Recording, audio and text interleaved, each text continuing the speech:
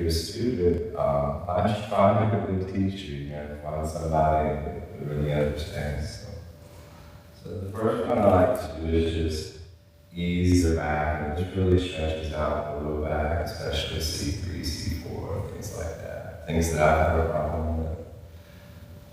And then what I like to do is bend the knees and lift them up as they push your butt on the ground. And then I just shake them out. So that low back's getting a lot of relaxation right now. If I have both here, I put it behind the knees, but I don't, so I'm just going to stretch her out. And I'm bend them just a little, just like that.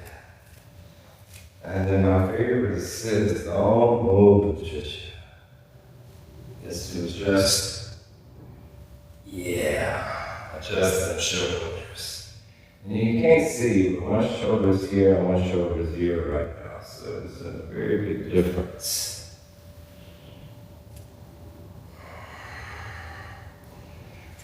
Yeah, go ahead and since I've gone this far, get rid of that. Final treatment on the back of the head of these two occipital condyles. If you ease the shoulders down with your feet, pull these occipital condyles, you give the neck a moment not to experience gravity.